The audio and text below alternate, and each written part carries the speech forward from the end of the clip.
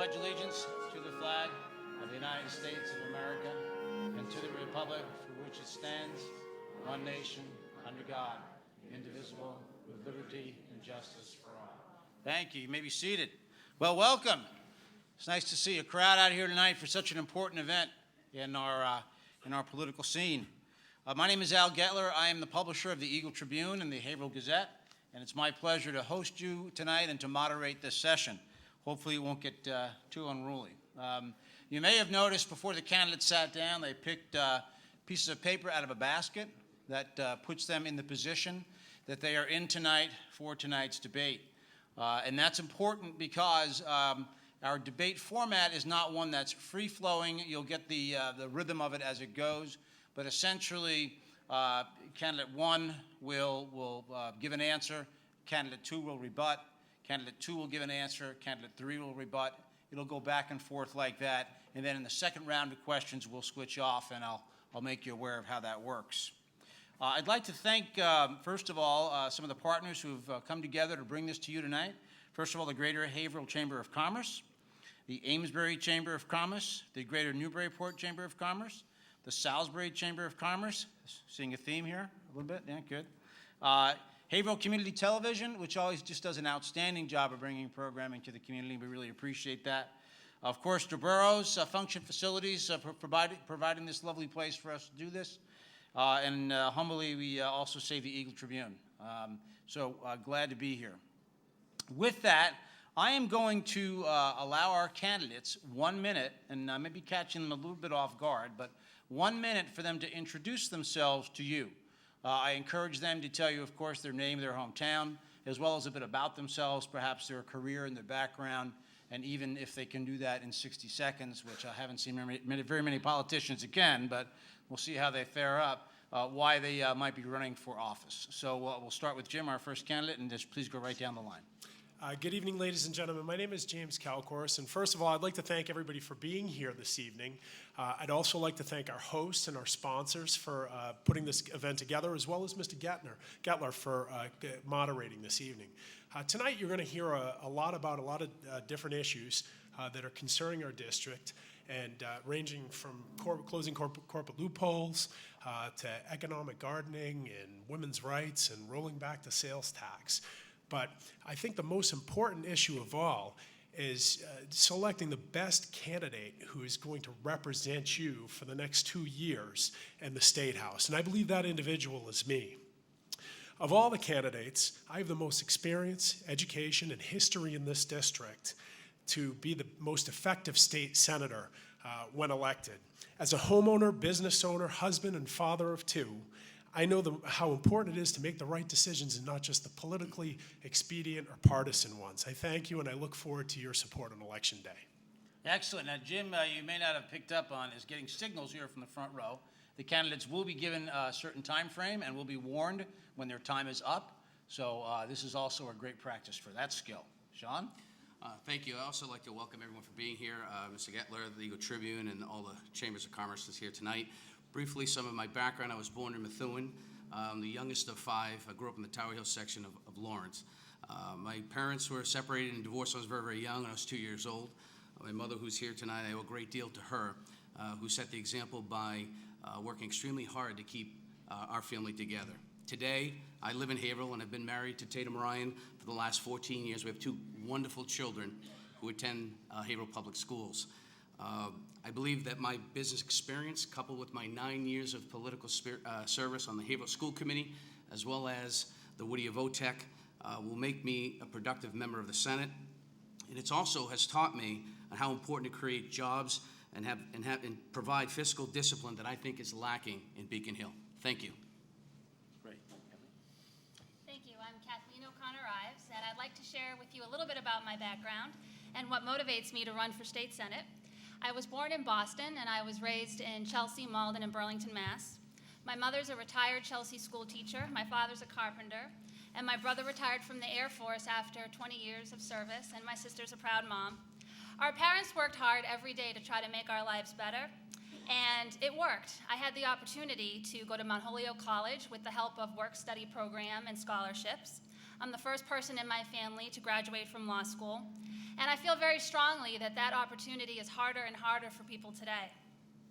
I believe the next state senator can make a real difference in changing that course so the Merrimack Valley can maintain and create jobs and be a hub for tourism, talent, and innovation.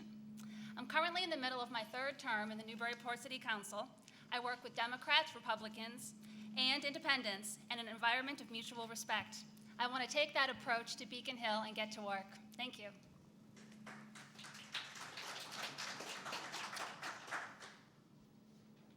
Next, Paul. I am Paul Magliochetti, and I want to be your next senator in the 1st Essex District. I live in Haverhill with my wife, Julie, and 3 children, Massimo, Isabella, and Lucas. As the Vice President of the Haverhill School Committee and parent of children in the Haverhill Public Schools, I have intimate knowledge of our state education system. As a lawyer, small business owner, and director on local boards, I understand the economy. I am the only candidate in this race who has owned and operated a small family manufacturing business, and I'm currently a partner in one of the oldest and most respected law firms in the district. As your senator, I will help build a strong economy by bringing back manufacturing and rolling back income tax and state sales tax. As your senator, I will propose education reform that focuses on classroom learning and ensures a skilled workforce. As your senator, I will propose real welfare reform that requires daily reporting to unemployment offices and EBT card reform. As your senator, I will fight for affordable health insurance through tort reform and open markets for all. I am Paul Magliochetti, your independent candidate for State Senate.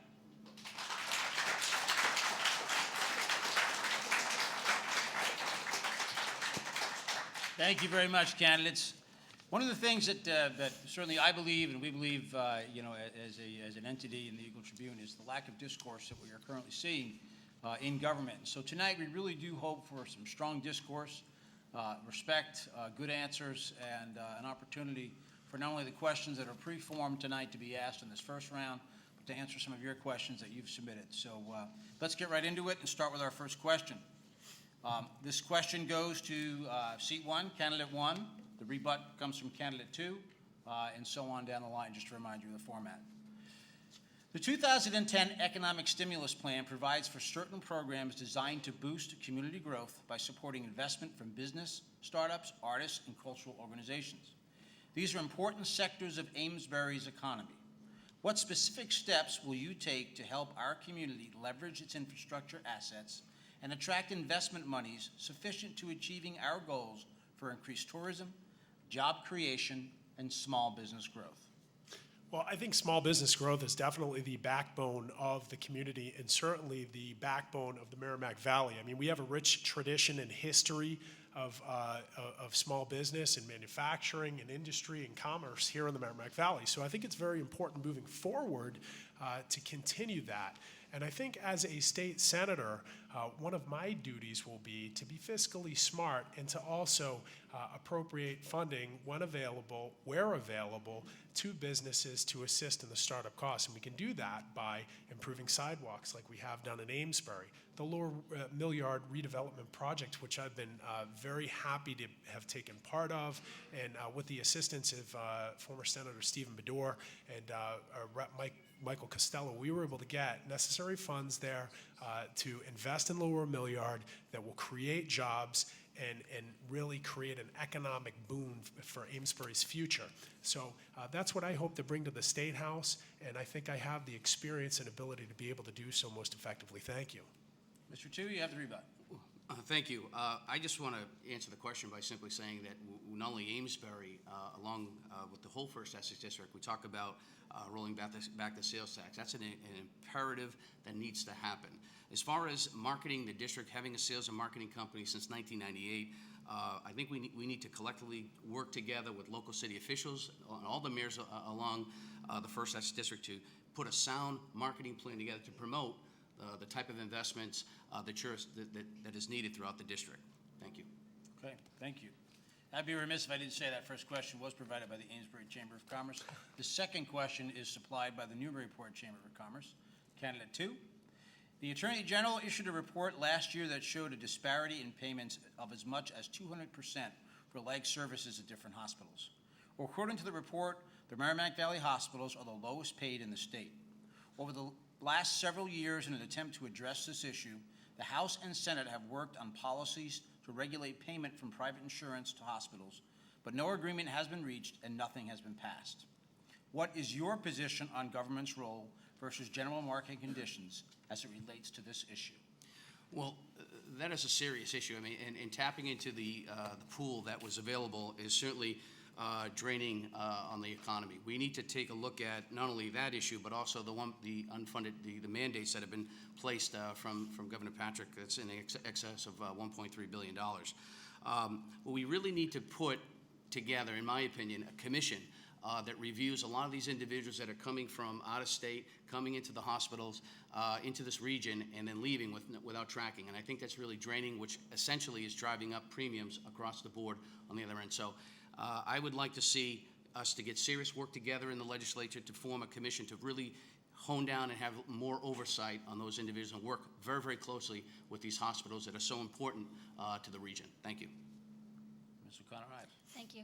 I really strongly believe that our community hospitals are a critical component to the economic viability of our district. We have a number of important hospitals, most in close proximity to me, the Anna Jakes, and I do believe that the state senator and government has a role to play to make sure that the reimbursement rates are fair, because otherwise our community hospitals are going to be at a great disadvantage, and they are some of the largest employers in the whole district. So it's in our own interest to have them available for our own medical needs, but to also support that economic workforce that comes in and every day and cares for our community. So I think that we need to continue that tradition where our state senators have had strong relationships with the leadership in our community hospitals to make sure that we're there to listen and address their concerns. Very good. Okay, this is for candidate 3. Salisbury Chamber of Commerce has submitted this question. The Governor's Commission for Public Housing Reform has issued a recommendation to regionalize the state's small public housing authorities in an economy of scale, but that means that small towns will lose local control on major issues. These included hiring staff, budget priorities, capital planning, and policy issues unique to that community. How do you find a balance between reaching efficiency of operations and local control? I'm glad. I'm relieved. I wasn't sure. I think that it's all about striking a balance because I'm a big proponent of local control, and that does go all the way to local housing authorities. There are instances when you have a very tiny housing authority, and perhaps there should be some consolidation in those instances, and that makes sense for economies of scale. But I think that when you have examples where there's been a lot of controversy in communities, not to name names, but in Chelsea and some other communities where we've seen that there's been problem in public housing and the leadership, and I don't think every public housing authority should pay the price for that. Local control is serving local needs, and I think that that's really critical. So I don't think that that solution is ideal. I think it's too broad of a brushstroke to really deal with the nuances. So, everyone's trying to stretch their dollars in this situation to try to make them more efficient, but sometimes they just need more money to do their jobs well. So I think it has to be a balance where the small communities consolidate, but medium and large sizes stay local. Okay, rebut, please. Whenever I hear the words regionalization or consolidation in government, my antennas go up. When you hear those words intuitively, you always think of it's a way to save money, make things more efficient. Unfortunately, with government, that's not always the case. Sometimes when they do these kinds of regionalizations and consolidations, you end up with more government, and you have more government involvement, which is not what we need.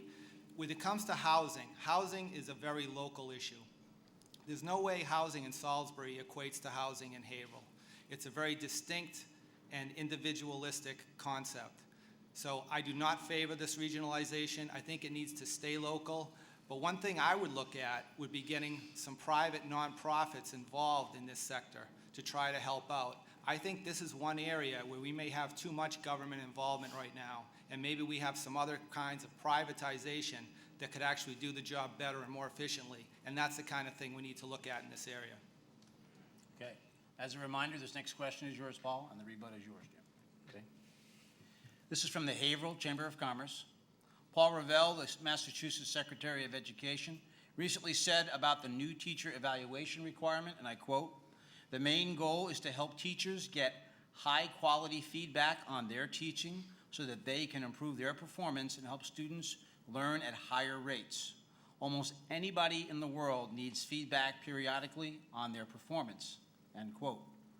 Do you agree with this evaluation requirement? And what are other educational goals and initiatives that are important to you? Accountability is very important, not only with education, but with all areas of government. We have to hold all municipal employees and all government officials accountable.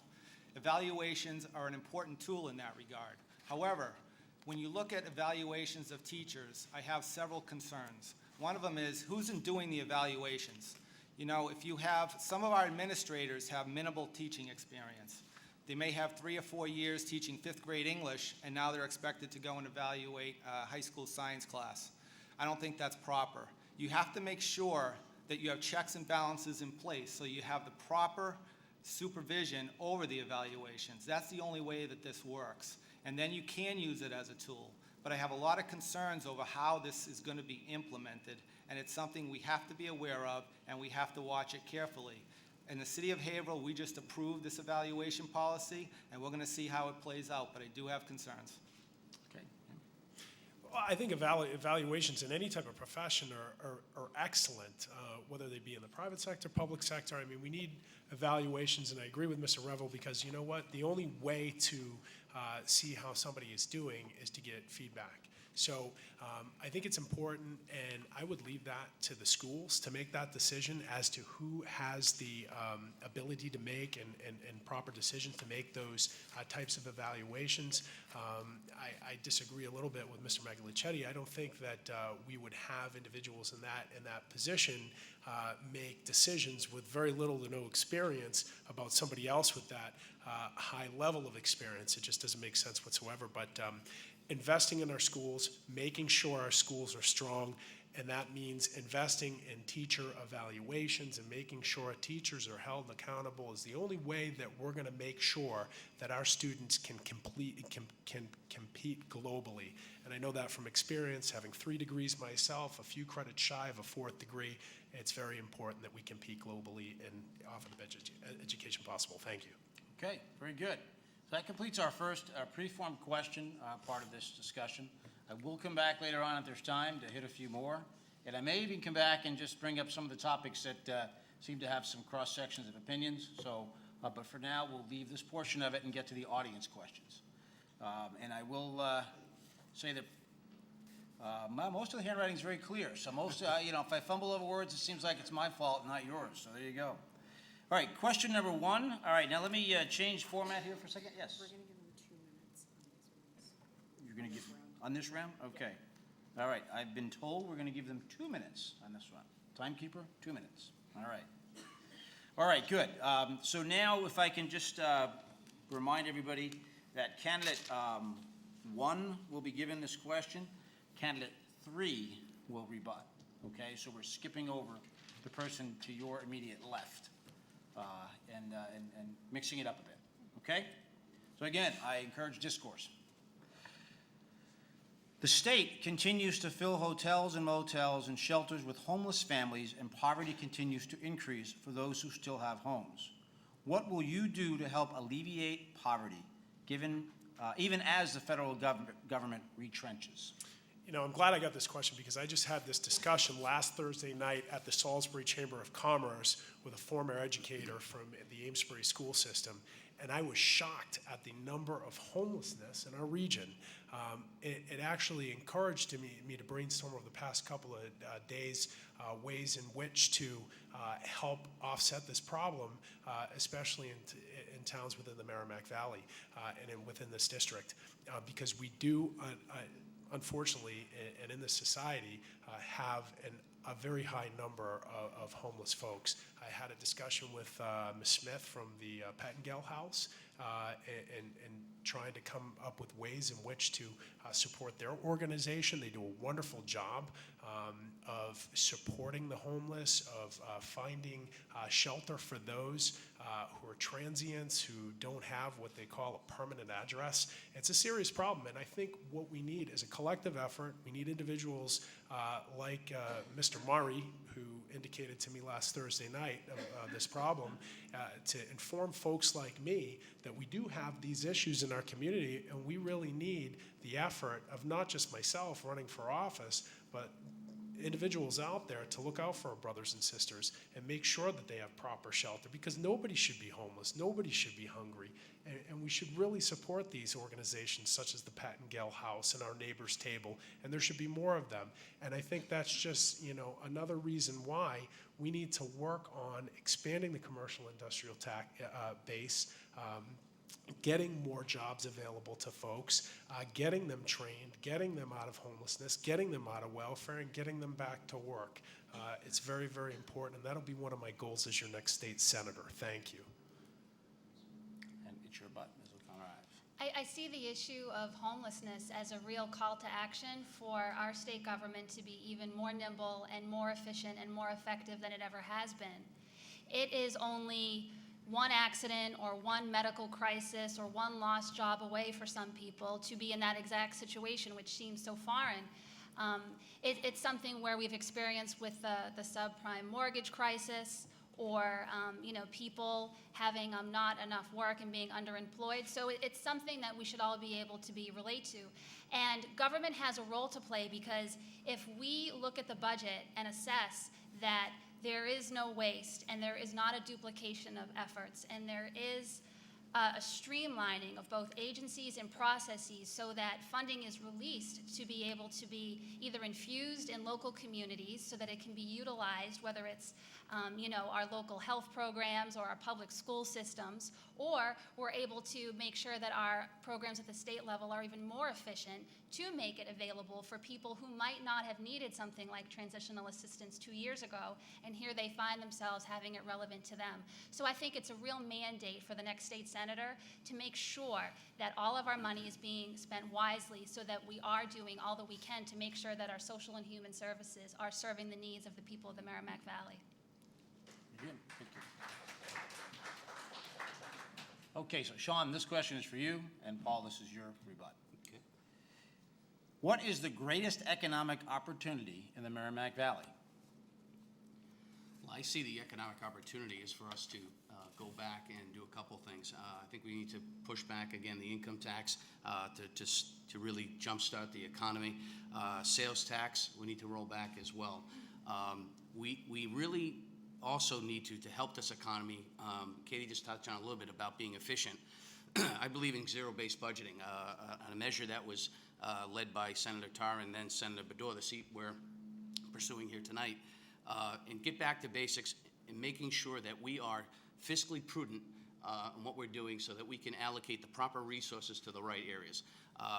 We've seen that. The mismanagement and the lack of fiscal prudency in the legislature. And the reason that is, quite frankly, is a lack of a two-party system. Out of a 40-member Senate, we have only 4 Republicans. I'm hopeful that after this campaign, I'll be number 5, but that's the driving force, in my opinion, to jumpstart the economy. This will help smarter and provide an smart economic growth. Thank you. I couldn't disagree more with what Mr. Toohey said. I don't understand the logic. Zero-based budgeting in government means that you think that government can help spur economic growth. I don't think that's how it works. I think economic growth comes from the private sector. Government can help facilitate some things, but the government budget doesn't really have any impact on it. I would focus on manufacturing. We have to bring back manufacturing. That's what creates jobs. You have a 3-channel supply chain when you have manufacturing. You have the manufacturer, you have the part suppliers to the manufacturer, and you have the raw material supplier to the manufacturer. You're increasing by 300% the number of economic agencies that you have out there, and you're growing the economy by that much. That's what we have to do. My plan is to use something like economic gardening. Right now, if you're a small business in the Commonwealth and you want to get some assistance or some guidance, you don't even know where to go. We've created so many commissions and agencies that it's a maze. You get confused. The small business owner, even lawyers and accountants, don't know where to start. We need to channel these resources to one agency. You start at the Economic and Planning Office in City Hall. They have a direct line to this one agency at the State House. That one agency at the State House, you fill out a 2-page form that's similar to a business plan. They get you in touch with the local banks, and it's all done through the private sector. Maybe they'll guarantee a loan for you. Maybe there'll be some grant funds available for seed funding or to get your company growing. But you have to streamline, and you have to make it easier for these small businesses, the entrepreneurs in this community, to get started in business and grow their business. This starts and ends with manufacturing and the private sector, and that's where we have to focus our resources and our energy. Government cannot cure this, okay? It's got to be done through the private sector. You can only use government to channel energy towards the private sector. Thank you.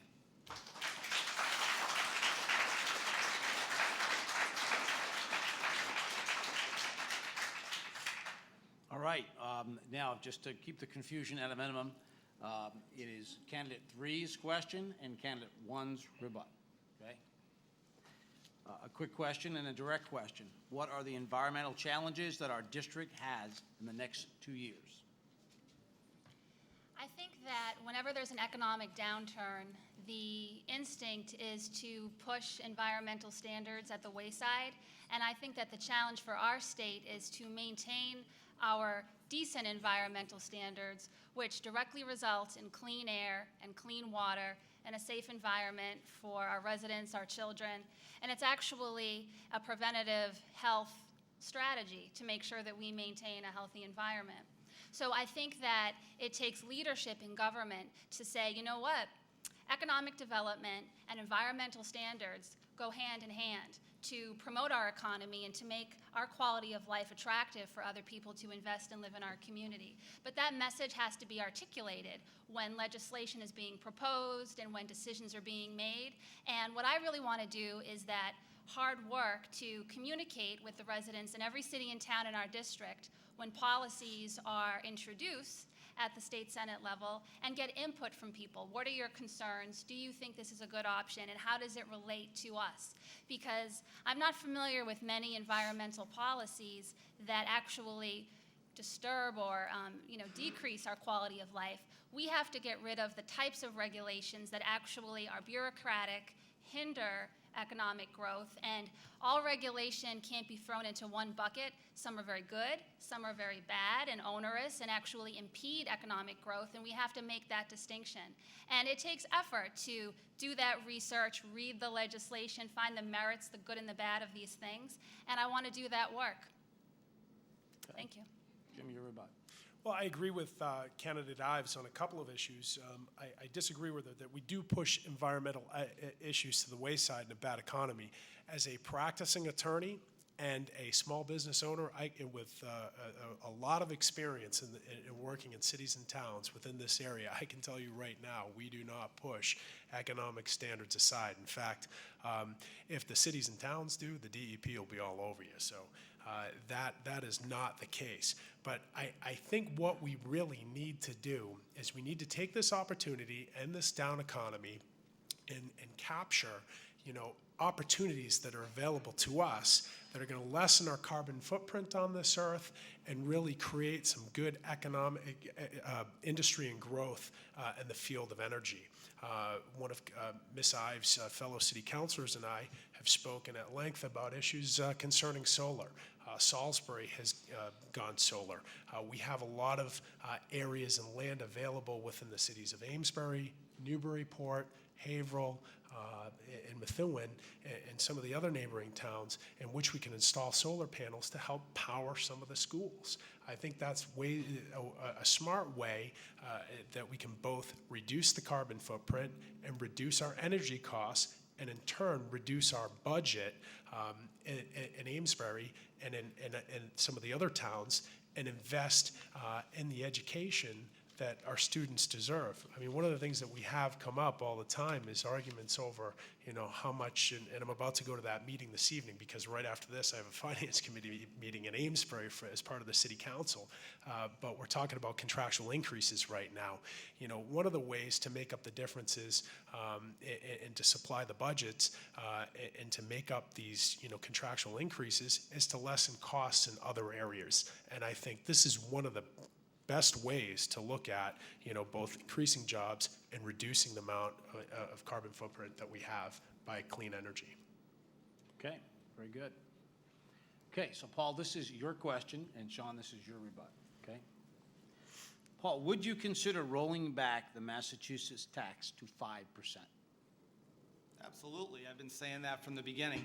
I never thought it should have been raised to begin with. I would roll it back. That in and of itself would actually spur some of the economic growth. We need to look at all our tax laws, okay? We need to really do an analysis as a senator. We don't need a commission or anything. We just, as public servants, as senators, as representatives, we really need to look at the tax code, and we need to look at what our businesses need. What can we do to make starting a business in Massachusetts, in the 1st Essex District, beneficial to you? What will keep you here instead of going across the border to New Hampshire, going across the border to Maine? We want to keep businesses here. We want to make sure startups happen here. So we need to look at we have to look at the income tax, the sales tax. I was having coffee this morning up in Merrimack, and the lady was talking to me about the meals tax. We need to look at that. You know, we need to be a little creative, you know, and maybe you don't necessarily reduce the number like with the meals tax, but maybe you have a graduated plan.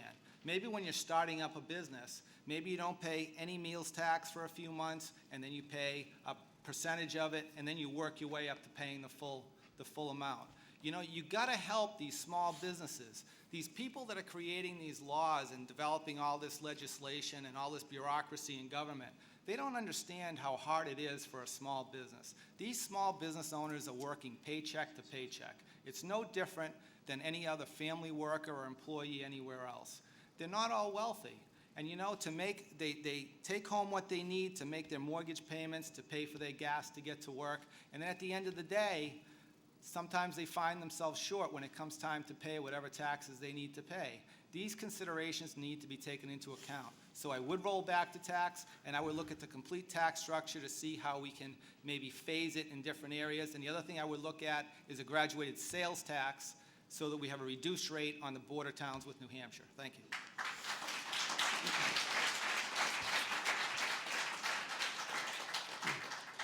I certainly, I've been saying for all along myself as a candidate and a Republican candidate that reducing, lowering the sales and meals tax is paramount.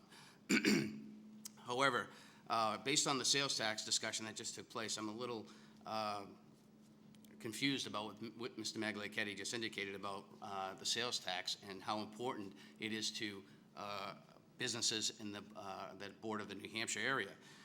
He's absolutely true. That is a critical component for those businesses that border New Hampshire. But I think it's somewhat hypocritical for someone to tout rolling back the sales tax when he himself, when you look at his campaign finance report, purchased items out of state. So I think it's somewhat hypocritical for someone to come here and say they want to roll it back, but at the same time, they're not practicing what they preach. Thank you. Okay, I'm going to move on to what we consider extra questions that are outside of our allotted time frame. And what I am going to do is just reverse the order. So I'm going to start with Paul, and then you will rebut, Kathleen, and then you, and then Sean. We got it. I'll keep you on task. I'm going to start this way now. Correct. Okay? Okay. What is your opinion on verification of resident status prior to eligibility of DTA benefit approval? When you say resident status, are you talking about Massachusetts or national? I am going to just assume on behalf of the person asking this question without calling them out that they're talking about U.S. citizenship. Okay. If you are not a registered person in the United States, whether it's a green card, whether it's citizenship or whatever, you shouldn't get any benefits. You need to go through the process. I never understood this. You have people that don't have any paperwork, that are here illegally. They get into a traffic accident or they get pulled over by police, and there's never no one ever picks up on it. They show up in court. They get prosecuted by the DA maybe for a traffic violation. No one at the court looks up on it. They pay a fine, they leave, they go home, they get back behind the wheel of a car. They don't have a license, they don't have a green card, they don't have any paperwork.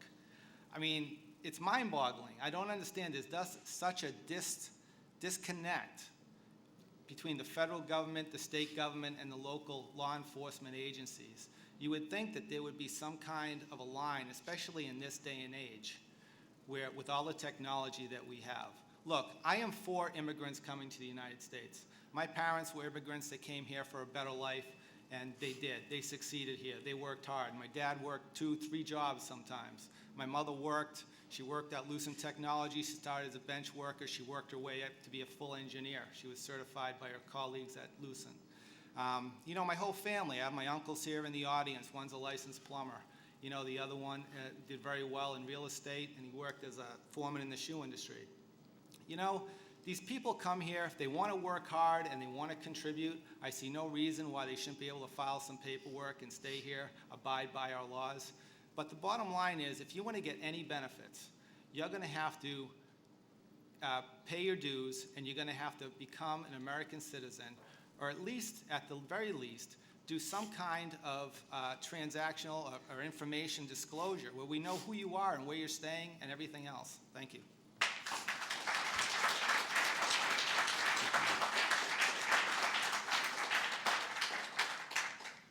I think that Mr. Magliochetti touched upon an important distinction, and that is we have people that come to America and they want to contribute versus people that come to America and harm takes place, whether you know, there's criminal action or there's just malice, and we definitely can't lump everyone in together.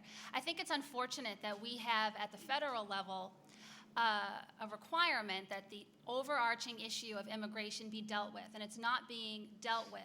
And it falls upon the state to deal with the issue in various instances, whether it's through the Registry of Motor Vehicles, with health care, with housing. So we are left to deal with the neglect that the problem hasn't been solved on the federal level. And my opinion is, while this is being dealt with, and if it were easy, it would have already been solved at the national level, but while it's being solved, we have to deal with the realities on the ground. And I think that we do need to separate out those instances between people that are causing harm and people that want to contribute. When I was a student prosecutor working in the district attorney's office in Woburn, I saw what a waste of judicial energy it was having to process people that were operating a vehicle without a license. And you know, you wish you could just spend your very limited judicial resources and legal resources in a better way than that. I think there are instances where we need to make sure that people are documented. If someone's going to be driving on the road, they should be paying insurance, paying into our system so that the car is registered, and that's safer for the greater public. If someone needs an immunization or isn't receiving any health care for a communicable disease, that affects everyone in the system. So we can't isolate it and say this doesn't affect us, they all need to go somewhere. We need at the state level interim solutions to deal with the very real realities that aren't going away until the federal government addresses the overarching problem. Thank you.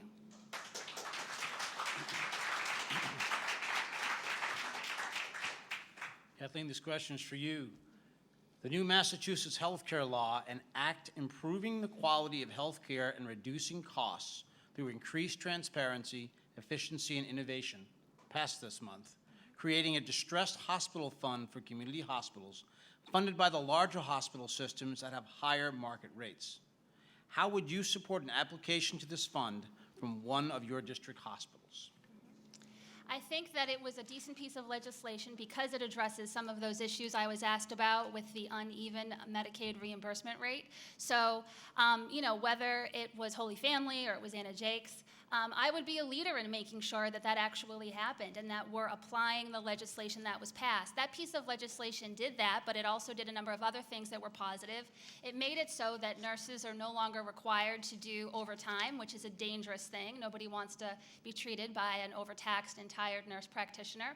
It made it so that it created something called accountable care organizations, which are similar in structure to HMOs and PPOs, but the difference is that instead of having fee-for-service, which doesn't necessarily incentivize smart charges and good health care, the accountable services makes it so that healthcare providers are actually focused on achieving good health care and being incentivized by cost savings and good health care.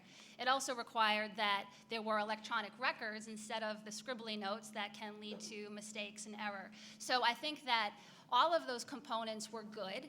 Some of these things are not mandated, but the bigger question is, how are we, now that we're the only state in the whole country that requires people to have health care and we provide health care, it's a unique situation. How are we going to continue to make that affordable, cost-effective, and not prohibitive to new small businesses and pre-existing businesses that want to be able to offer health care but have trouble affording it right now? So I think that it touches upon all these different elements as a piece of good legislation, but it hasn't fixed everything, because in the end we still have community hospitals, teaching hospitals, people that have these big chunks of their budget being eaten away with health care costs, and we're not done yet.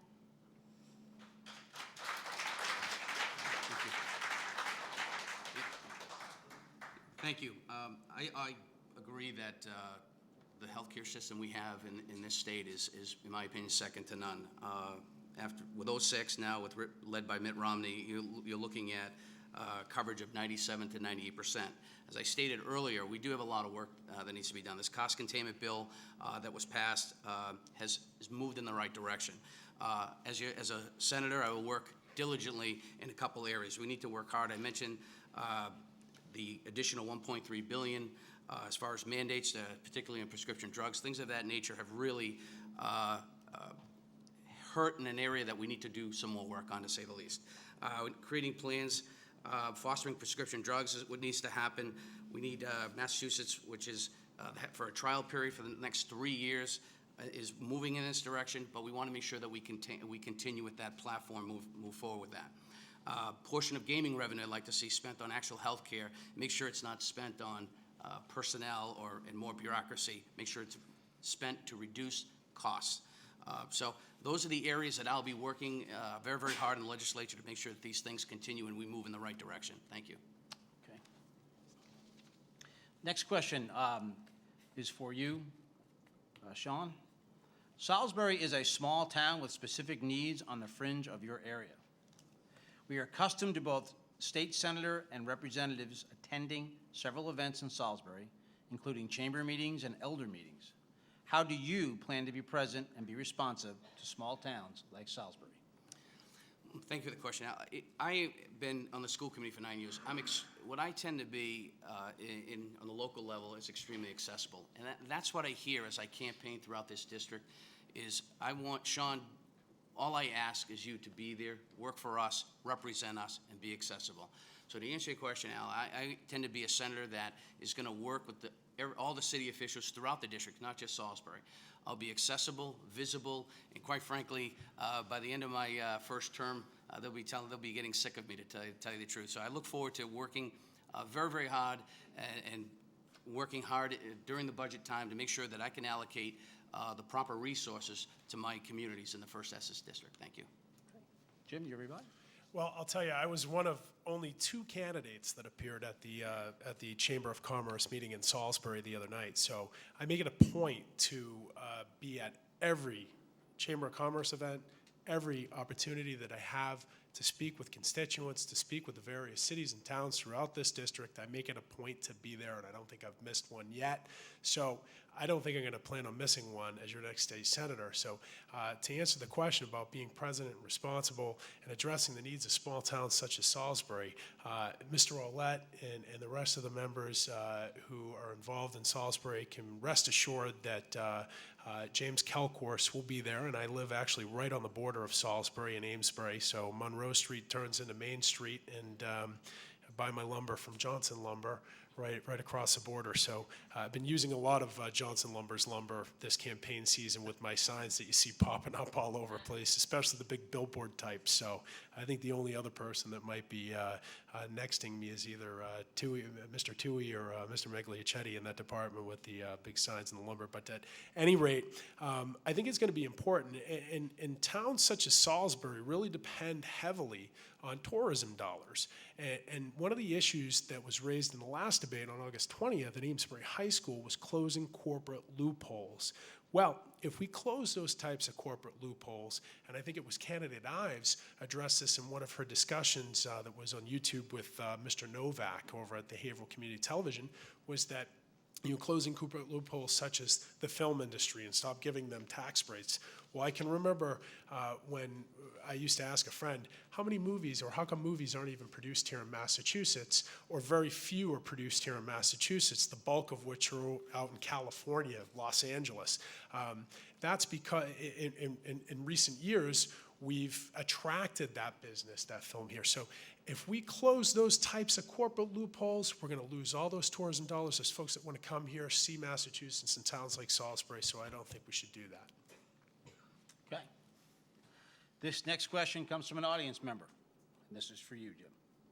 Where are you on women's equality in the workplace, wages, and right to choose?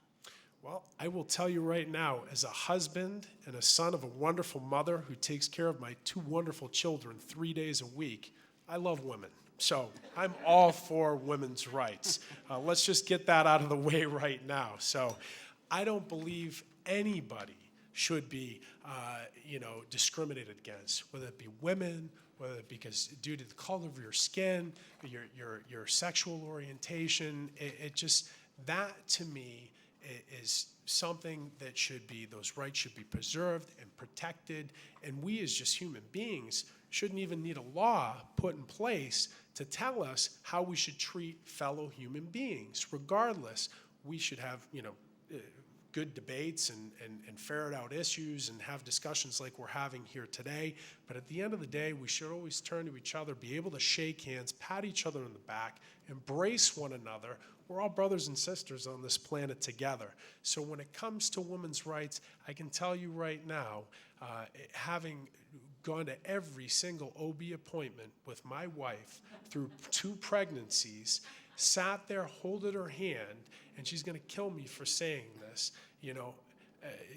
seeing my son come out with blue fingers and blue toes after placenta abruptions, and thank God he's okay right now. We just celebrated his first birthday on Sunday. But I can tell you right now that I am well aware of issues facing women, and there's going to be probably next to me, Miss Ives here would know better than me, but next to her, I think I'd be just as good as her, in addressing women's rights, and it's very, very important to me. So thank you. Okay. Paul, your rebut?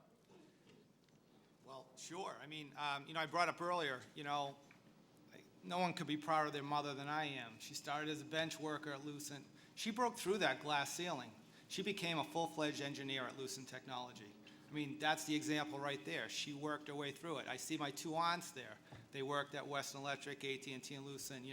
They get up at 5 in the morning and they work the full shift till the end of the day to help provide for their families. I see my wife. She works 3, maybe 4 jobs. She helps me at the office. She works retail part-time. She helps with the kids. Her day starts and doesn't end till 10, 11 o'clock at night. No one respects women more than I. I have a 14-year-old daughter who just entered high school. One of the reasons I'm running in this race right now is because I am truly concerned about the future for all of my children. We need to fix things. We need a new course. The system that we have in place right now isn't working. The parties can't seem to get together and get a mutual consensus and do the right thing for the people. They're all concerned with special interests and other things like that. We need to be for the people in the 1st Essex District. And I never understood why people would treat women differently. They do everything that we do in the workplace. I don't understand this whole second-class standard. They shouldn't be. I think one of the things we can do is, once again, you go back to accountability. We look at the laws that are on the books, and we tighten them up. If you're not going to treat women fairly, then you're going to pay the price for it. They should have equal opportunity, equal pay for equal work, and they should have all the benefits of men. And I think we are making a lot of progress to get there. But like I said, I have a lot of respect for Ms. Ives, but I don't think she would treat women any better than I would, because I'm telling you, no one has a mother like I have, and no one has a wife like I have, and that's the reason I'm for women all the way. Thank you.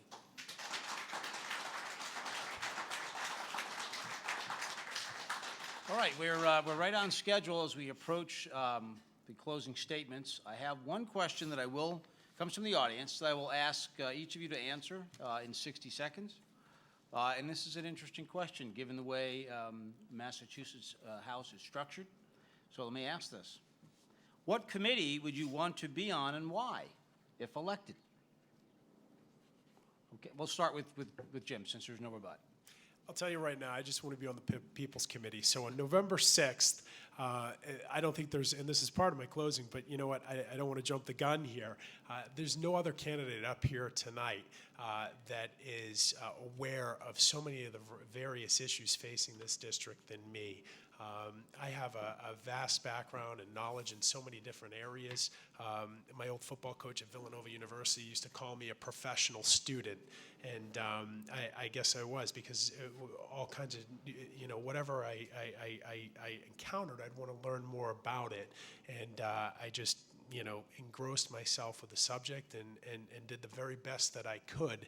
So whatever it may be, however, I may end up getting there and rather representing that in a specific issue or topic or what that may be. I tell you, I will do it the best I can. I will be very aware of the issues, committees. I just want to be on the People's Committee, and thank you very much. And look Jim, forward I'm to not your going to vote. let you get away without answering the question. What committee are you hoping to be on? Again, like I said, I would like to be on a committee. I'll tell you, traffic and transportation. Thank you. Okay, Sean? Since you're not going to let me get away with an answer that similar to Jim's, I would say something that has to do with Ways and Means would be probably my preference at this point, but I'm certainly going to yield to leadership and serve the best way that I can, not only for the party and as well as the citizens of the First Essex District. So that would be the committee. Thank you. Okay. Kathleen? If I had the opportunity, I would definitely be vying for Community Development and Small Business Committee so that we can deliver for the residents of the Merrimack Valley. If that were not an option, I would also be interested in consumer protection and professional licensure, because I do have a small business that's focused. My passion is on consumer protection, and I have an online business pertaining to that with a lot of very wary products out there in the marketplace, and I think government has to create standards for consumer protection. And last but not least, I'm also very interested in affordability for public higher education in our state, and there's a committee specifically focused on higher education, and I think that there's a role to play where we in our district have a number of strong community colleges that are a massive resource for our students, for adults as well, and we need to make sure that those options remain affordable. Thank you. Paul? Any committee that has anything to do with economic development and finance, and any committee that has to do with education. I think that the two things go hand in hand. Those are the two issues we need to address immediately. We have to get our economy growing. We have to get back to basics. We have to move manufacturing. We have to help small businesses grow. In order to do that, we need a strong educational system. Our education reform laws need to be focused. We have to focus on classroom learning, and we have to focus on vocational skills. When our kids get out of high school, they have to be prepared for college or a job. They can't leave with a diploma and wander around the streets. What do I do now? They have to be prepared. That's how you get everything going. That's how you attract businesses into the Commonwealth of Massachusetts. That's how you grow the economy. That's how all of our kids get jobs. That's how we can give our kids advice on what to study in college. And that's how we will all be able to retire and live comfortably. Thank you very much. So you're saying education? Either economic development or education. Or education, okay. All right, great. Give the candidates a moment to just sit back for a second and think about what we've discussed as they prepare the summation of the evening. Kind of describe who you are again in summation and what it is you bring to the candidacy. I want to thank all of you for being here this evening as they kind of get their thoughts together. It sounds like Paul has half the audience here based on what I've heard so far. Anybody who's not a relative of Paul? No, I'm kidding. I do want to tell you that when I arrived here tonight, I found a bag of M&Ms on the podium. I assumed it was a political bribe, but turns out it was from Jen from the Chamber of Commerce who put this evening together.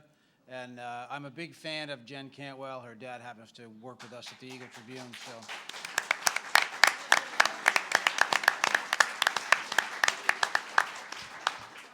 Her boss, Sven, called me and wanted to know where I was because I wasn't here yet, and I reminded him to remind Jen that I have another full-time job besides serving at her whim. So I think we'll be absolutely.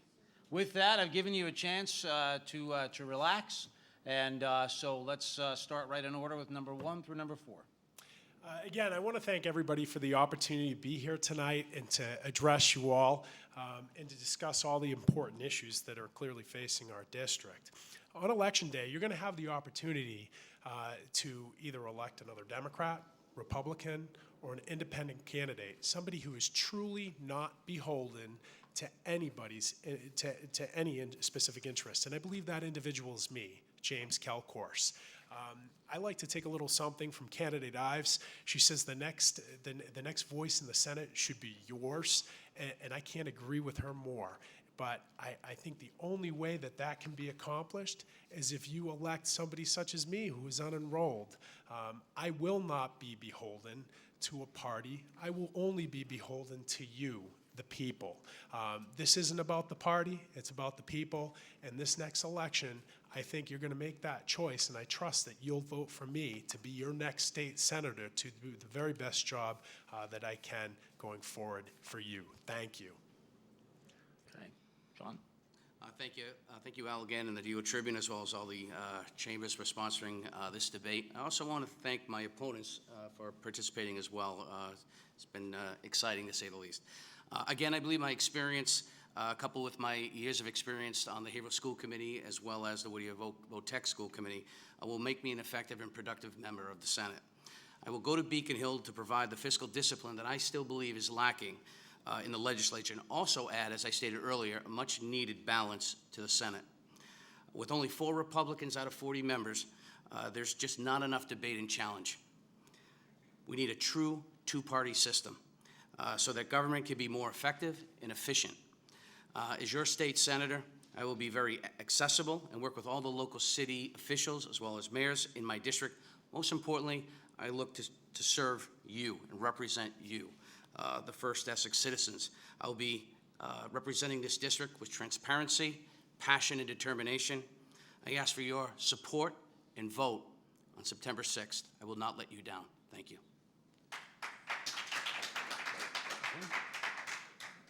Thank you. In less than 45 days, the voters of the district will decide who they want as their next state senator. I'm a firm believer that actions speak louder than promises or rhetoric. I've spent my life trying to proactively problem solve, and I've been committed to family, community, and making a positive difference. The Merrimack Valley has a strong history of leadership in the Senate. I want to continue that tradition through hard work and accountability to the residents. I'm proud to say that all 10 of my colleagues on the City Council have endorsed me in this race for State Senate. I'm honored by that because it means a lot to earn the confidence of the people who get to know you over years of working together. I have a track record of being my own person. I'm beholden to no one, and I look at each issue on its own merits. I believe my background, experience, and commitment to integrity are on point with the work required of a state senator. I want to continue to listen to residents, be fiscally responsible, and do the research and community outreach necessary to address our legislative challenges. I ask for your vote on November 6th. Thank you.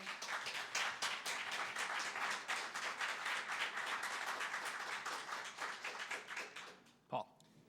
Your vote for me, Paul Magliochetti, your independent candidate for state senate in the 1st Essex District, will be historic, since I will be the first independent candidate elected to the seat. This will send a strong message to all the other legislators on Beacon Hill. As you have heard from the discussions here tonight, you, the voters, have a clear choice on November 6th. We have a traditional Democratic candidate, a very traditional Republican candidate, and then there's me, the independent voice for you, Paul Magliochetti. I can and will consider every issue from an unbiased point of view, free from party ideology, free from lobbyist influence, and free from partisan interests. I will base my decisions solely on what is fair and in the best interest of all of the people in the 1st Essex District. I am free to caucus with the party in power and ensure that everyone's positions and interests are considered. To find out more, follow me on paulmagliochetti.com or on Facebook, Paul Magliochetti for State Senate. I ask for your vote November 6th so we can make history together. Thank you.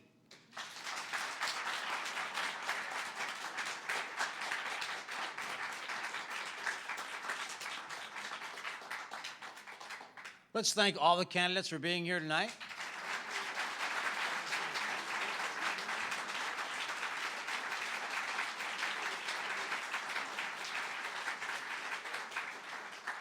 I mentioned discourse in the beginning. I think we had some very nice examples of that tonight. You know, to even step up, to run for office, and then to serve in office.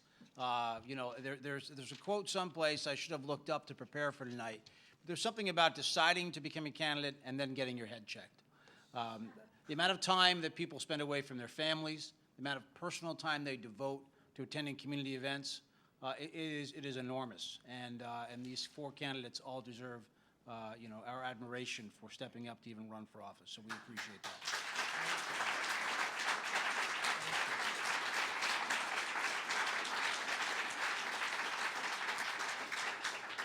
I want to thank once again our partners for tonight, the Greater Haverhill Chamber of Commerce, the Amesbury Chamber of Commerce, the Greater Newburyport Chamber of Commerce, the Salisbury Chamber of Commerce, Haverhill Community Television, DeBarrow's Function Facilities, and the Eagle Tribune. I also want to draw your attention to the next debate, which is going to be held on Wednesday, October the 10th, same time frame, 5 to 7, similar format.